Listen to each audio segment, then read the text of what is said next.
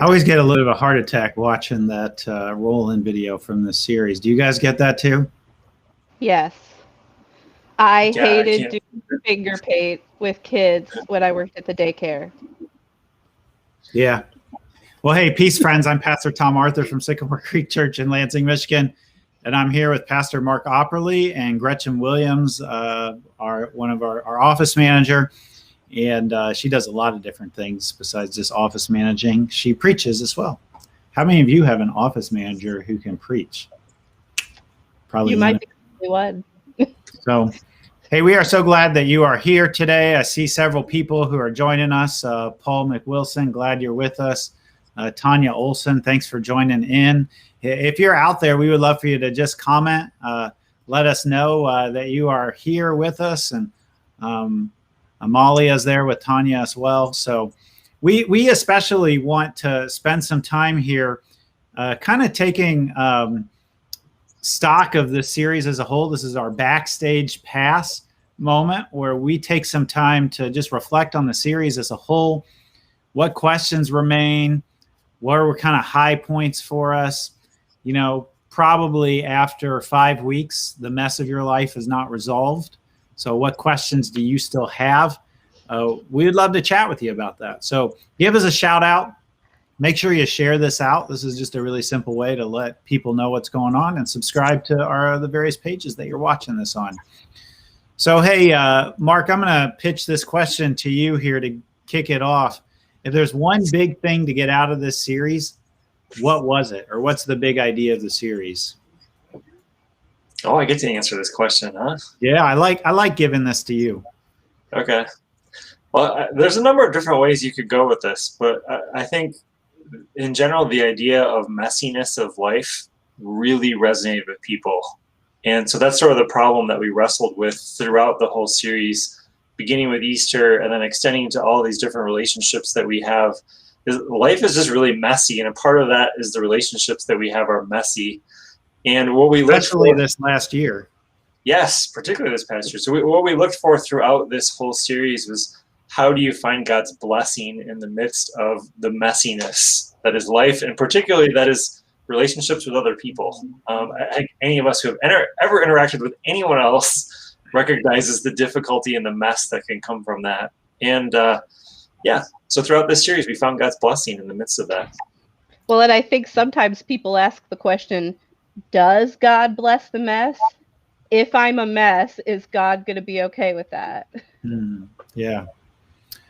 We wonder, I wonder if in the comments section, if you would just take a second and on a scale of 1 to 10, rank how messy this last year was for you, or really year and a half. Like 10 is like messier than it has ever been. It's the messiest year that you have ever had. And 1 was like, this was my life's dream year. So, I mean, I'm sure there's a couple of you out there.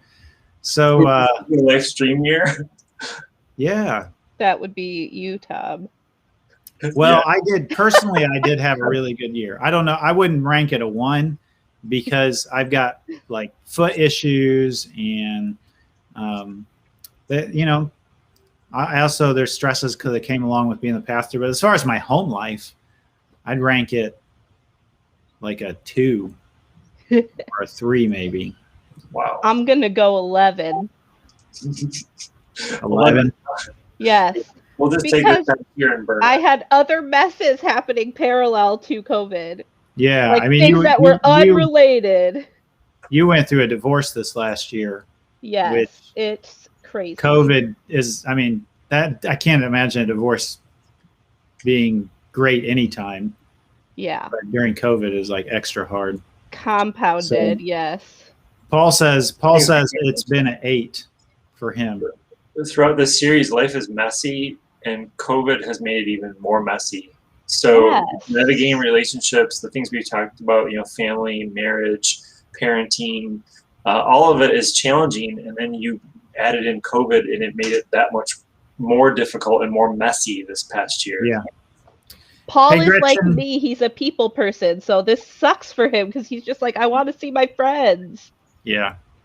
Gretchen, was there a favorite moment of this series for you, or a message that you especially needed to hear? That's a hard one to call because I feel like each week it was like better and better and better, and like things I really needed to hear. And like whenever we work on a message as the teaching team, like I feel like it speaks to us. So I definitely think that the relationships message was really powerful to me, because like there's all different kinds of relationships and they're all messy and nobody's perfect, But today, man, with parenting really hit home because I've been struggling a lot with, my kids are going through a mess too. And so this is hard for them. And then, staying at home all the time, my daughter is like, this is terrible. I want to see my friends. And so this parenting one was really, it was good. It made me feel like I was not in it alone, Yeah. So we're curious, as you're out there watching and listening, what was a favorite moment of this series for you, or a favorite point? Gretchen, I'm gonna give you the award for that in your series, or in your message for me for the series, because the whole idea when you were kind of playing with, what if the problem with your relationships isn't the people around you? What if the problem is you? And it's so easy to blame somebody else. Yeah. But to like look at your own self, you're like, oh, maybe it is me. Now, we did a little bit of a disclaimer with that. I mean, you had a footnote, like if you're being abused, you're not the problem. Right. And I think that's really important to highlight. But man, that's a message that I think a lot of people need to hear, and need to there's a lot of humility that's required to take the idea that maybe I need to reflect on myself first before I start blaming everybody around me. With what requires work. Yeah. Like human nature says, look at everybody else. Yeah. It's not so natural to say, wait, let me look at myself first. Yeah. Mark, how about you? What was a favorite moment for you in the series? Well, you already talked about the challenge of it's me, which I think is probably what I would have chosen. That Kathy That's why I went first. Kathy Dobie gave that message and talked about that, and I do think I've heard it said that there's certain things that we can control. Like one of them is our own reaction. We can sort of control our own actions. We can, to a certain extent, we can kind of choose how we interact with someone else. But what we can't choose is what they do, and what's internal to them and the way they react to things. And so I found that really helpful. But then I think if I sort of extended that to the message today, it was just a helpful reminder to me that one of the keys to having a blessed life in the midst of messiness is to continually reach out to God. And I think we saw that today through Hannah's story. And that's really comforting to me, that we can achieve a peace and a blessing that transcends our circumstances. And that really struck me today about Hannah's story, that she had peace and she was able to eat and she wasn't crying, and nothing had really changed other than she had connected with God. She'd encountered God, and that changed everything for her. Yeah. And that gives me hope in the midst of the messiness of life, because I don't think like all of a sudden there's going to be no more pain and no more suffering and no more death and no more relationship problems. I know there will be, because I'm part of the problem. But to know that God can work anyway in the midst of that is really encouraging. So I have a kind of very personal connection to that story, well, on two levels. One is that my mom had 2 or 3 miscarriages before she had me. And she found inspiration in that story to ask God to have a son or daughter. And that in the midst of that, if she got pregnant, she said she would give this child to God. And she didn't tell me that until after I became a pastor, because that's cool. A kind of heavy thing to have over you. No pressure. But I'm a living, I guess, modern day example of the story that we were in today. And then we named our son Samuel as well, before I even knew that story from my mom. Yeah. That's awesome. Yeah. I love that. So I got to add one other little thing. In my sermon or message about marriage, as I'm walking across the bridge and those geese start honking at Potter Park on the Grand River. And it was like I had a bunch of geese saying amen to exactly what I was saying at that moment. I had a fun time. I think that marriage sermon was my best visual storytelling sermon that I've done so far. So much more like a vlog style sermon or a YouTube style sermon. It was. We're curious again, what's been a favorite moment for you? I think I asked both of you that question. So let's move on to a new thing that you learned and how it's changing how you follow Jesus. So we're gonna we're gonna ask you, if you would like to put in the comments what's something new that you learned and how it's affecting how you follow Jesus. So I don't know, that's kind of a big question. Which one of you wants to kick that one off? I thought you were going to go first, Tom. I can go first. but I didn't want to steal your thunder. If then that puts me harder to come up with something else to say later. Well, I can remember something specifically from today, which is that Mark, today in your message you said that Hannah's circumstances did not change, but Hannah changed. And I think that is really powerful to me, because I think a lot of times when we are in the midst of a mess and we're asking God for help, we're asking him to change our circumstances. And God's like, maybe you need to change. And that really was powerful to me, because I think all of this past year I was praying and asking God, fix my marriage. And I think what he was saying was, let's work on you. That's tough. It was tough. So you just heard that today, this morning. Has it changed the way you live in the last 3 hours? No, I don't know. No, Mark, I guess not. Well, you've got some time to practice since you just heard it this morning. Yes. Hey, Mark, how about you? What's something that you learned that changed the way you follow Jesus? So I didn't have a one specific teaching. I just think through the series as a whole, I was reminded of the value of relationships and the breadth of relationships that I have. And I think one of the things that's been tough over this past year has been to reach out.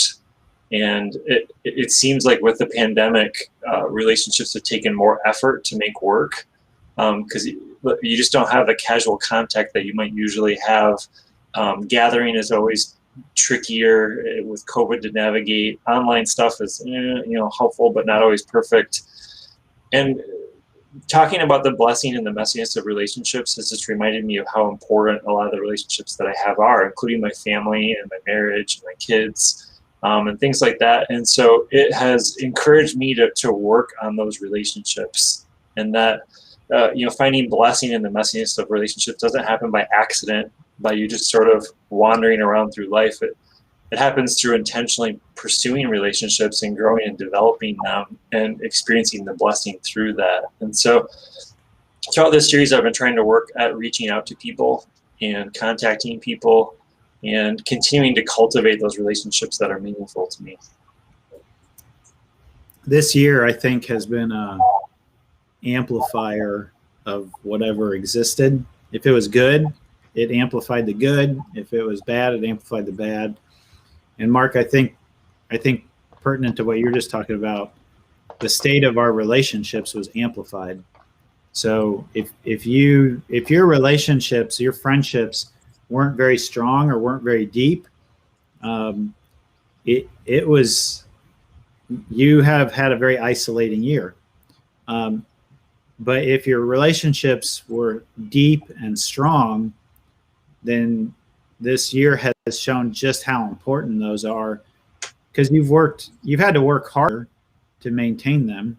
I have, and I've had to adapt a lot, but those relationships, I mean, this is the kind of, I mentioned this, I think, in one of my messages.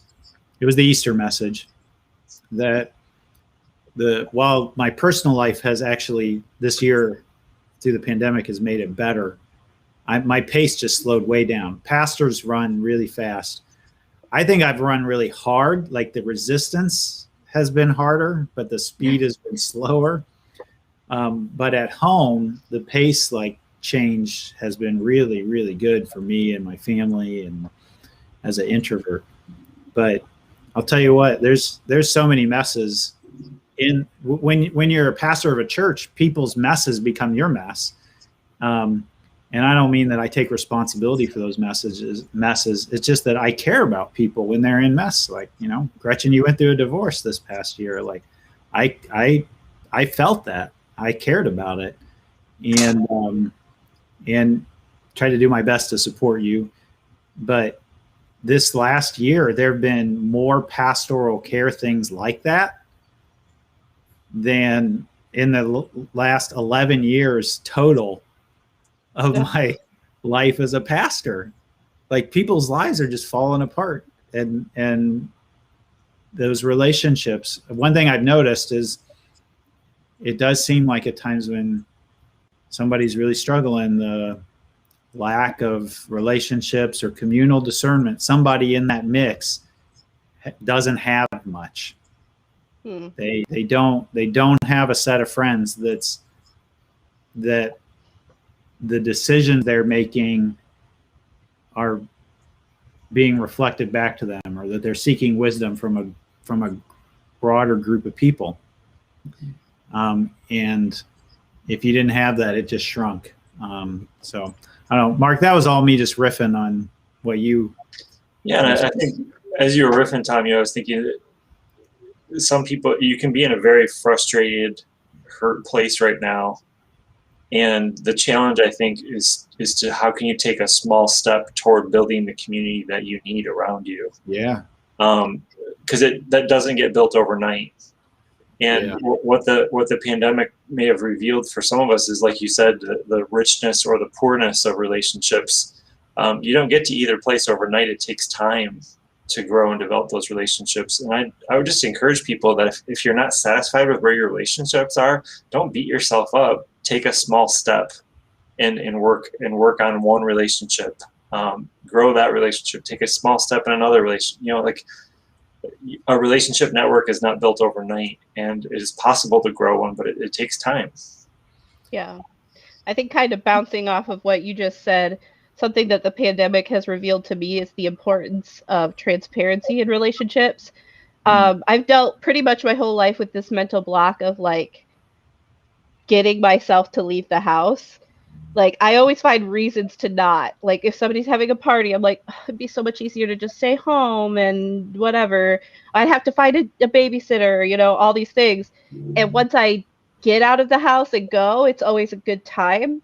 But it's like a real mental block that I have. And so I've told my friends during this pandemic, if we're supposed to spend time together and I start trying to say no, I need you to push me. Mm-hmm. And I remember one time my friend Star was like, I hope I didn't push too hard. And I was like, no, it was perfect. I need that. And it was just me being transparent about, something I struggle with. I love, Gretchen, the invitation to your friends to push on you as a friend. Our culture does not value that kind of a friendship. It's all kind of about unconditional acceptance, and that's really important. But unconditional acceptance sometimes gets mistaken as not an open or willingness to give constructive feedback in a loving, gentle, kind, merciful way. Yeah. And I bumped into that quite a bit. Mark, something you were saying really struck me that I think is taking those baby steps. One thing I've noticed, actually, John just beat me to the punch. Vulnerability. Being willing to be vulnerable with your friends. And this is the key thing here. You don't just how do you build trust over time to build that vulnerability? Well, you share something small that's vulnerable, and you see how this person responds. And if they respond well, then you share something a little more vulnerable. And if they respond well to it again, it's like dating, right? Like your first date, you don't like dump all the skeletons in your closet. You're not getting a second date. Nope. Nobody wants to be, somebody's project. So. Right. Like Mark said, it takes time. I mean, I've had a friendship that has grown over time. And recently they said, I want to share this with you and I trust you because we've developed that trust. Yeah. I trust you to tell you this. So Amalia asked if there's a knitting group that's available to join or could we start one?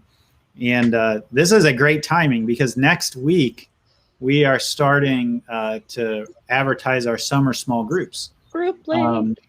And if there's somebody out there who wants to start a knitting group, we would certainly be open to talking. I'm here for it. But we've got all of our summer groups starting next week. And this is one thing I've noticed, Mark, like sometimes people who are struggling with relationships aren't even taking the steps that, like the opportunities that we as a church are putting out there. Small groups are definitely a step toward growing your relationships. Yes. Yeah. Remember what you told me, Mark? Small groups aren't necessarily the place where you spill all your beans. Some of them are, but it's where you find somebody like, I show up and there's Mark in the small group and I say, hey, Mark, you want to get together? In the past you'd say, you want to get a drink together or coffee or something. Now you got to be a little more creative. Like, hey, Mark, you want to go like bike on the Lansing River Trail? Or whatever, do something outside. But yeah, we got one, at least one more question here. Questions that remain from this series. So, if there's something that you still have a question about that you're like, man, they just did not answer this question in this series. They didn't hit on this relationship. They didn't hit on this thing about this mess. Or whatever it is, you want to take us to task. All right. So type that in the comments section, large or small. We've got some of our ideas to begin with. Gretchen, you want to start? Like what question remains for you, Gretchen? It's not so much a question as it is just a struggle. And I think sometimes as badly as I want to be like, yes, you're right, I should do that. Then there's the human side of me that wants to fight back. And so like, even I talked a little bit about forgiveness in my message. And like, sometimes that's so hard when somebody has hurt you so deeply. And, I shared in my message that I asked God to help me want to forgive. Like sometimes that's that's the first step. I don't even want to. Please help me want to. Or maybe to want it. Yes, exactly. Whatever level you're at, God will meet you there. Yes. It's hard to like really heal those deep, deep wounds. Mm-hmm. Yeah. So sort of the question remains like, if you don't even want to bless the mess, God, help me to want it. Hey, Mark, how about you? What questions remain for you? Well, I think that we did a great job of covering a breadth of relationships. One of the things we didn't specifically address is friendship. And one of the things that I see in our culture is most of us are starved when it comes to friendships. So the data generally shows that if you go back 30 years, 60 years, 90 years, people's relationship networks used to be much more vibrant and they had more people who they were close friends with. And over time, we've experienced a contraction in terms of the number of friendships that we have. And I think part of that is related to busyness and time. And I think we could have done a message that addressed time and how we spend our time and how that relates to friendship and developing friendships. And I think that's a challenge that I can understand. Like you, Tom, being a pastor is fairly busy. and there's a lot of time demands. But in order to have rich, meaningful friendships, you need to spend time developing them. And I think we could have explored stuff like that a little bit more. And I think that's so relevant because now during the pandemic is a really good time to explore, like, is the way we were spending our time valuable and worthwhile, or maybe do we need to make some changes? That's a great question. So Paul asks us a question here, and I want to actually toss it out to all of us. I think it's a great question. How can I get a friend to forgive me if I offend them?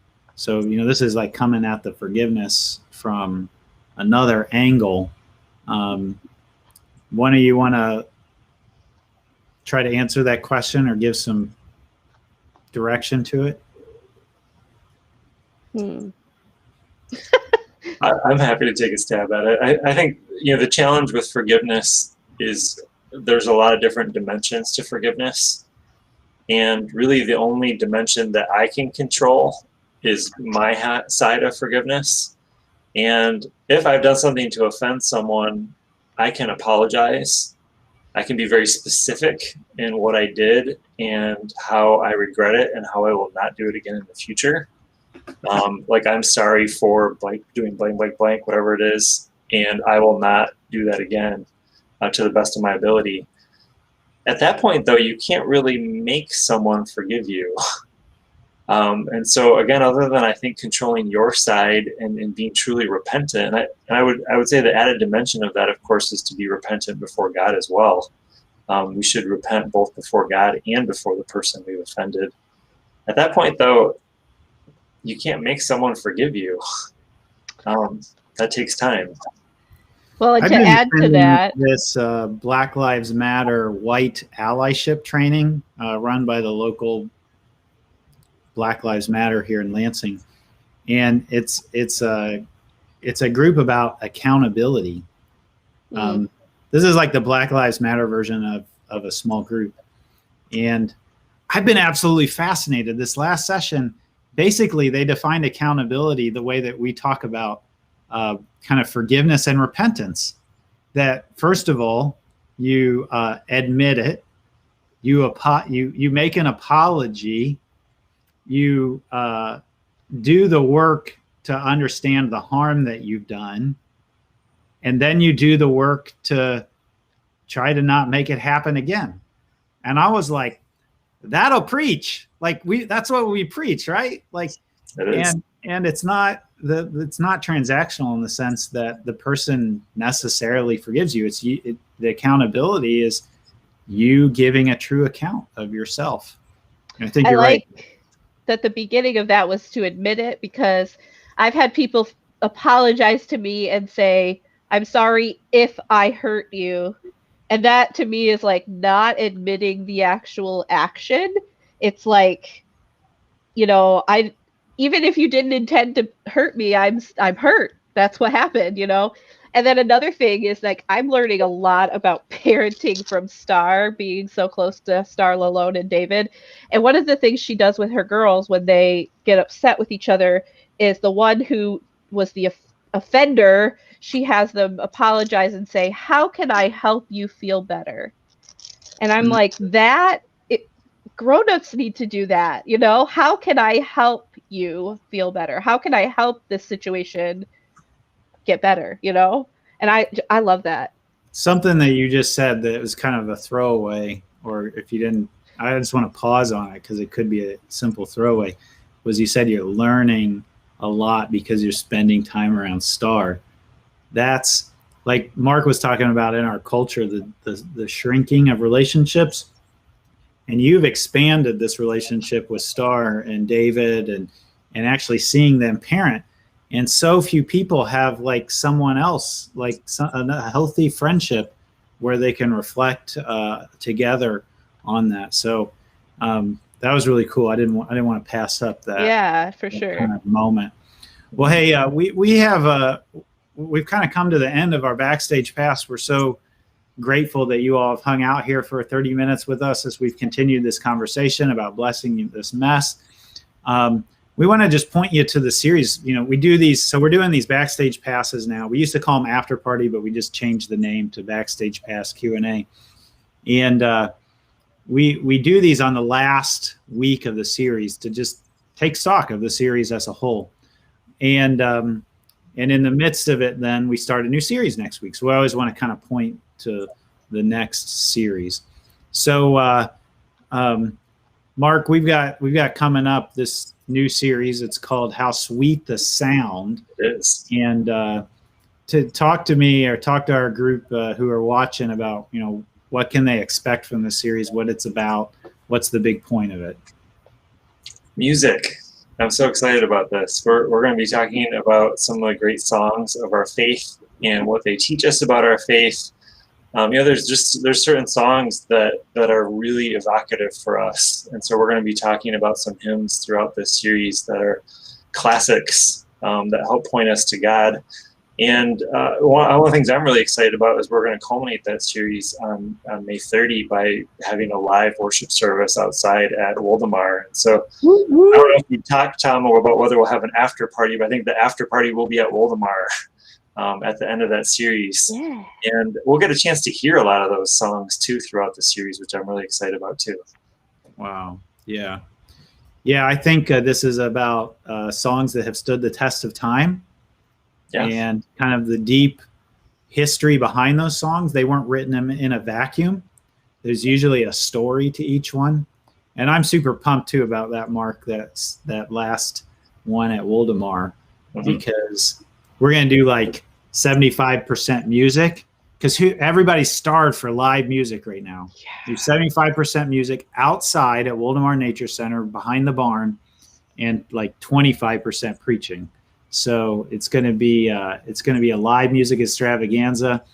At South Lansing, we've got like 4 different musicians of ours who are going to all be doing different song sets, and then we're going to also, I think Kevin Fitton from Potterville will be doing a song set.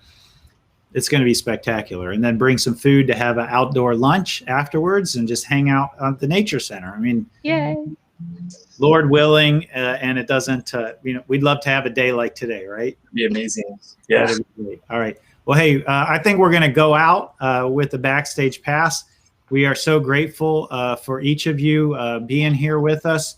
I see David Lalone says, I love the hymns of our faith. So the ones, again, that have passed the test of time. So we're going to go out just showing you the roll-in video promo for next week's series. So we will see you next week. Until then, be curious, be creative, be compassionate, and peace out.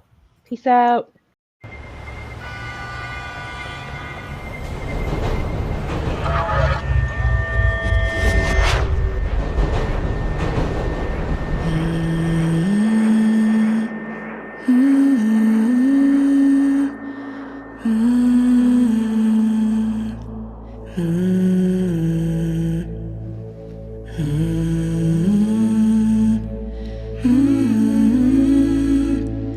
Mm-hmm.